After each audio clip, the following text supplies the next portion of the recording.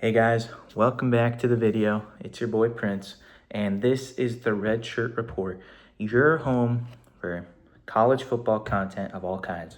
We break down games, talk about some storylines happening that are developing, some developing as we speak. This is what this channel is here for, and please do me a favor, tap in and subscribe. Your brain wants to smoke. All right, guys. It's great outside, great weather, feeling great, great vibes, and sunny out, not too cold, not too warm, so can't complain. There's a lot of drama this week, Dan Lanning, Kurt Signetti.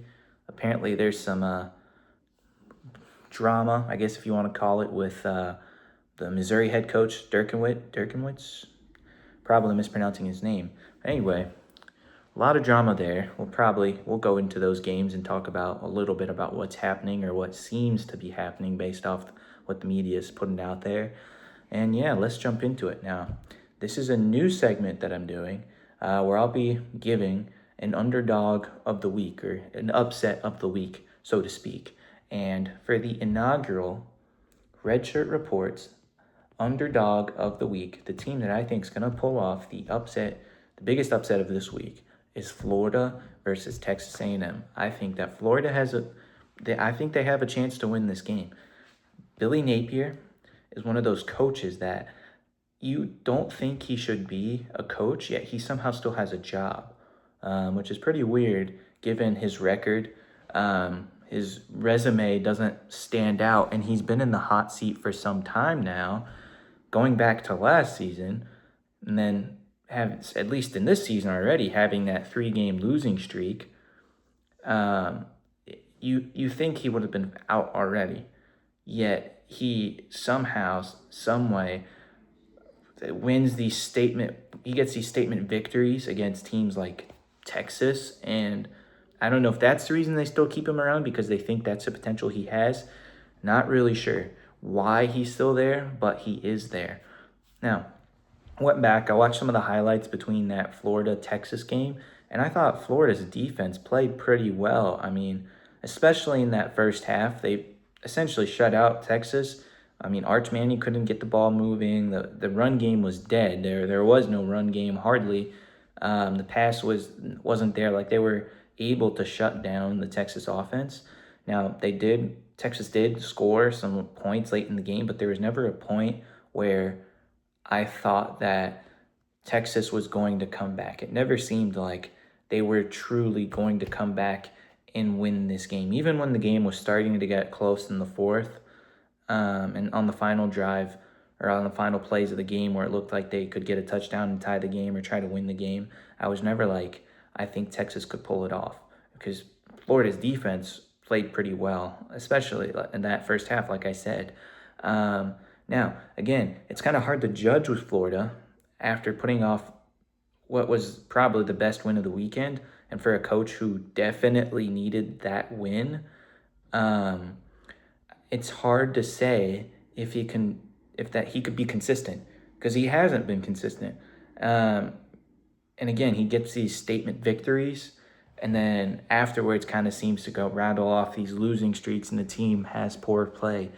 And when you have a quarterback like DJ Lagway, who has a couple rough games, but he definitely has potential, and you could see it in him. Like, you can tell he's passionate, that he likes the game, and the talent is there. The raw talent is there. They just have to give him time. They got to make sure that offense is clicking, that you're not turning the ball over, that you're efficient on offense. And I think if they can do that, then they have a serious chance. Now, I think on the plus side of that, going back to the defense, I talked about earlier, how they were able to stop Texas's offense. And I think that this game, they're going to have to stop the run specifically.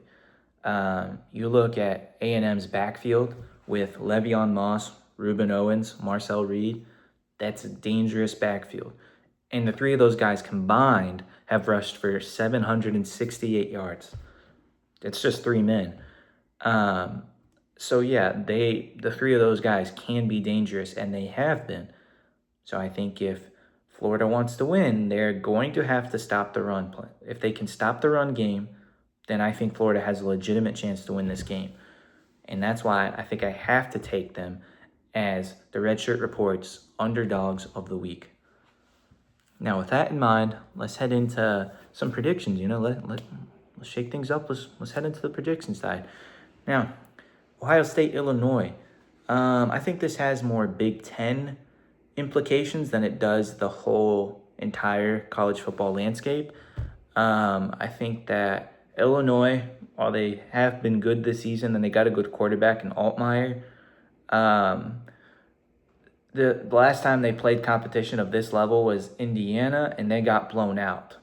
And it was ugly. It was a terrible loss. They just played terrible. Altmaier, the defense, it was an absolute nightmare. It was just train wreck. Train wreck of a performance is the best way to sum it up on how they played against Indiana.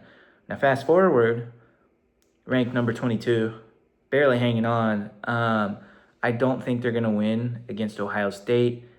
I think that Ohio State, the Ohio State they've been bland all year. They've kind of been like, meh.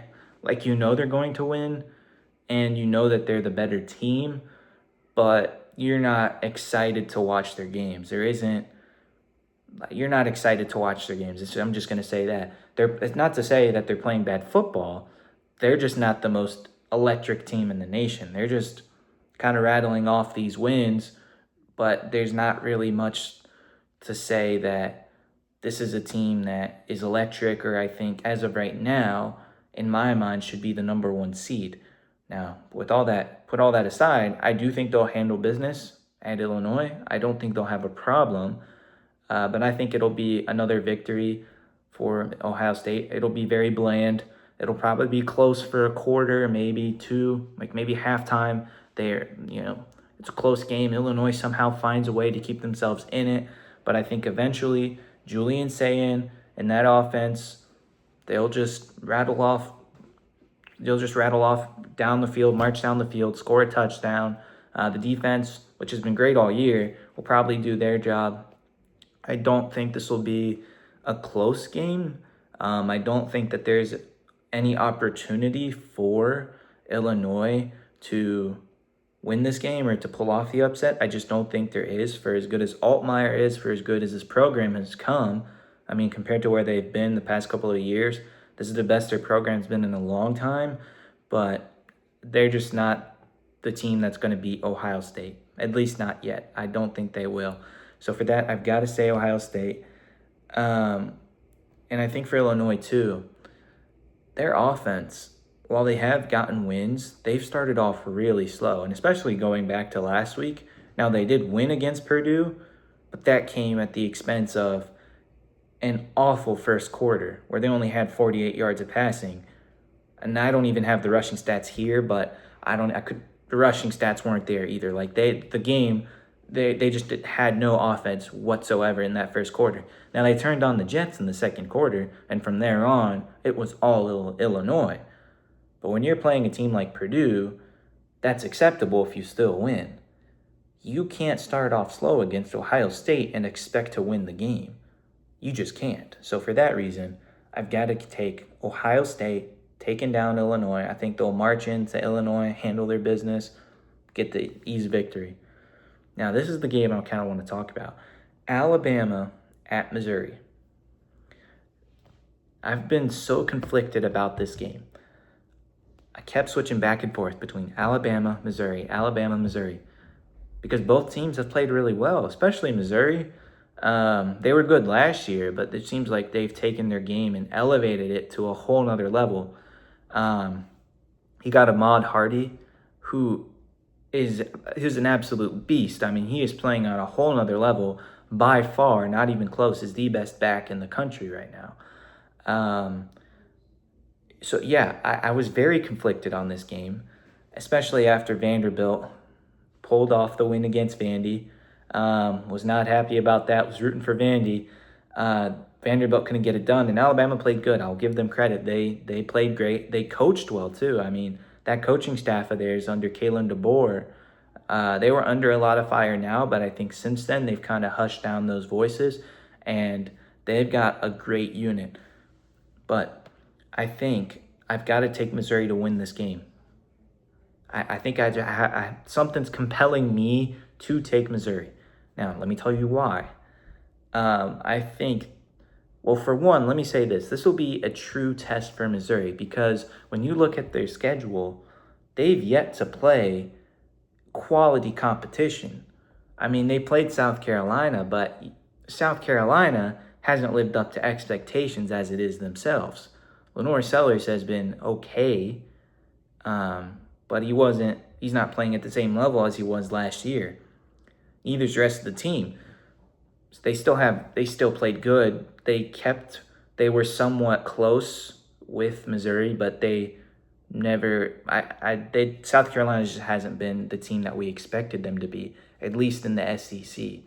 So I think for Missouri, they've yet to face a team like Alabama. And this will truly be a test on whether or not Missouri is actually a good football team or have their stats been inflated by playing lackluster competition. Because you look at their schedule and they're ranked number one. I mean, they've got they're number one in the nation for explosive plays on offense. Ahmad Hardy is leading the entire nation in rushing yards, right? You've got a defense that is number one, I think, in the rush game and like top 5 in pass defense and the number one rushing defense. Now, they're going to have to back that up. And if this is a unit that is as good as the stats show, then they should be able to handle Alabama. It's going to be a tough test. It won't be an easy game like the rest of their game. Like, this will be a tough game, close, and it'll come down to the fourth quarter. It will be a fourth quarter game. It'll come down. You're going to have to play all 4 quarters to see who comes out on top. But I think that I'm going to be trusting of Missouri, right? And I think that they could take it. And I think with it being a home game, there's just that risk, at least in my mind, of Kalen DeBoer playing away games. Now, he did go on the road, and they were able to take down Georgia in Athens, which was impressive. But can he do it again? Can he do it again? If he can, then I think Alabama could be onto something and could potentially be front runners for a national championship. I'm just throwing it out there. But I don't know if that's going to happen this week at Columbia, Missouri. I just am not sure about it. And going back to Ahmad Hardy, that name, there's a lot of power that comes with that name. He has been he's so explosive. Like, he'll run through defenders, 3-4 defenders. He will get like 5-10 yards before being taken down. Like, he is just such a good back. And Alabama has kind of struggled against the run. Even in that Vanderbilt game, Cedric Alexander was able to run and have kind of a field day in that first quarter, even in the beginning of the third. You know, like, he was pretty electric in that game. And Alabama has allowed 155 yards per game for their 2 opposing teams' running backs. You can't do that with Hardy. He will take advantage of that. So for that reason, I think I have to take Missouri. I think it'll be close. It won't be a blowout, but I do have to give it to Missouri. Now, there was some drama circulating. I don't know how true this is, but from news sources online, they're saying that Missouri closed off their gym so that way only Tim Tebow could work out there. I don't know how true that is. I don't know if it is true, why, if you're the coach of Missouri, if you're Dirkenwitz or don't know how to say his name, so we'll call him Coach D, why you do that, if that is true, why would you do that? That doesn't really seem to make sense to me. And again, I don't know how true that is. Maybe it's a mind game, or you're trying to get into the other team's head, or you're trying to create these false narratives. Not really sure what's going on there, but I think it's worth noting that if Alabama wins, you could go back and be like, why were you involved in this? Why were you doing this? when you should have been focused on us getting the win at home. Just something to point out there. Now, next game is Indiana at Oregon. And I've got to say, I can say this with full confidence. I think that Oregon is going to get this win. It's a home game. Eugene, Oregon, they get loud up there. They get turned up. I've got to take Oregon. And I think I have to take Oregon because, think about it, Oregon needs a validation of a win. This was a team that they took down Penn State in overtime, but at what cost? Because you look at Penn State lost to UCLA, and now people are questioning if they can win against Northwestern. Now, I do think Penn State will win against Northwestern. I mean, Northwestern's historically, they're not really a good program, so I do think that Penn State will get the win, but you have to wonder, has Oregon played that kind of quality of competition? And the answer is no. Since Penn State lost, the answer is no. They haven't played top-tier competition. They just haven't. So I think if you're Oregon, if you're Dan Lanning, if you're the Oregon Ducks, you're going to go in there. It's a home game. You're going to walk into that stadium and you're going to handle your business against Indiana and create Signetti and show them who's boss and that you're the best team in the Big Ten. I just think it's as simple as that. I know some people are saying Indiana's good, that they have something to prove and they could pull off the victory. I just don't see it happening. And it kind of goes back to that last game Indiana played against Iowa where they struggled, especially that offensive line. They were taken advantage of, and Iowa's kind of able to do whatever they wanted with that offensive line. And if it wasn't for that late touchdown pass by Fernando Mendoza, who's been playing incredible, I do have to give props when props are given. And I do try to do that to the best of my ability. So I will say that Mendoza has been playing at a great level, but I don't know if that's enough to compensate for the weaknesses of this team. Also, I think they have some injuries in that secondary of theirs. I don't know who is going to be healthy, who isn't. So I think that's something to note heading into the weekend, especially tomorrow, to see who wins that game. But I truly think that Dante Moore is going to have a show.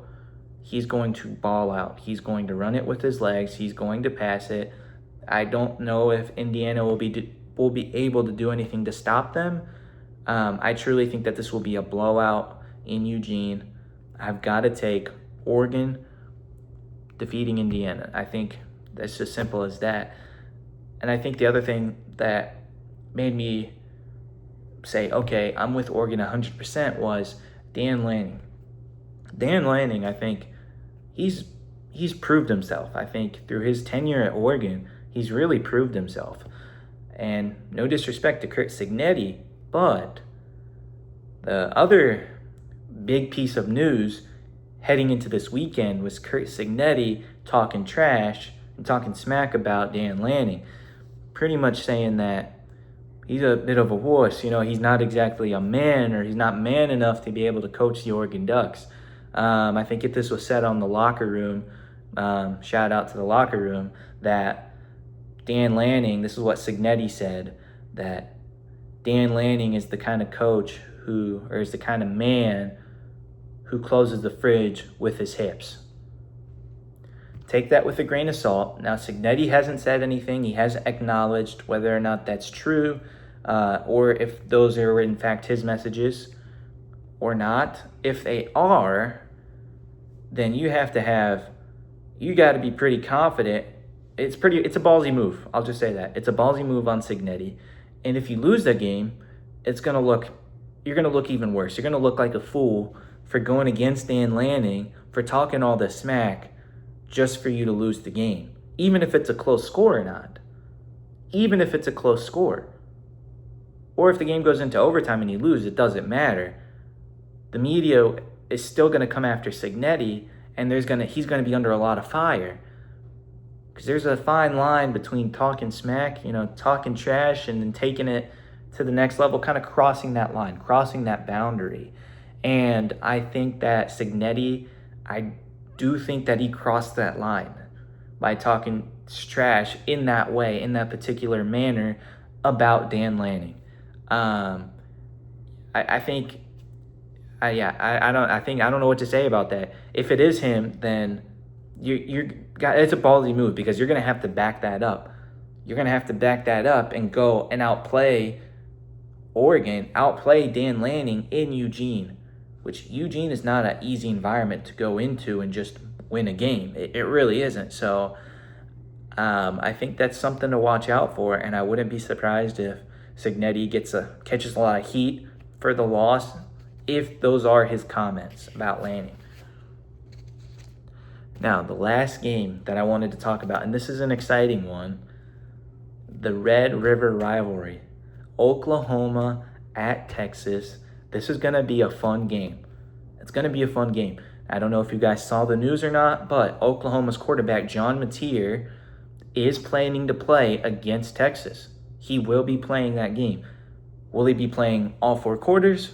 That's still not sure. He will probably be wearing a brace. You can't expect that. But I don't know if Mateer will be playing all 4 quarters. But the fact that he will be in the game immediately gets me excited because I think I just love John Mateer. I'm not an Oklahoma fan myself personally, but I do love football players who are gritty, who will do anything to win. And John Mateer is one of those guys. He is one of those quarterbacks. And I think for that reason, I have to take Oklahoma getting the victory. They've looked great all year. A great defense, especially under Brett Venables, who was one of those coaches who was under a lot of fire, and a lot of people wanted him out of Norman, Oklahoma. People wanted him gone.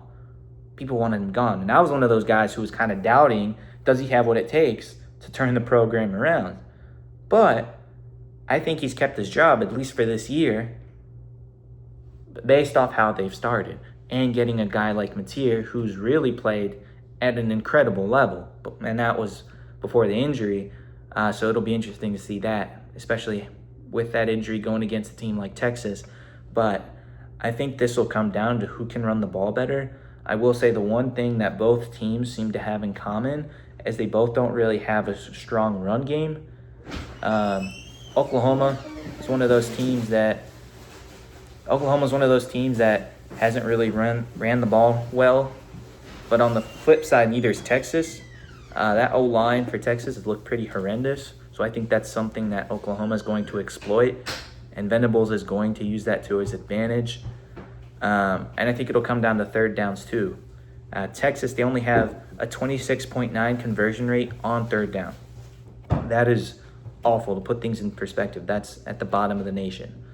So again, that's pretty bad. I think that'll be something to watch. And for Texas's schedule, it only gets harder. I've got their schedule here. So after this game, this is Oklahoma's schedule. After this game against Texas, they've got South Carolina, which I think they can handle them. They can get that win. But then afterwards is where things get incredibly hard for Oklahoma. You got Ole Miss, Tennessee, Alabama, Missouri, and then to finish the year, LSU. An incredible tough schedule.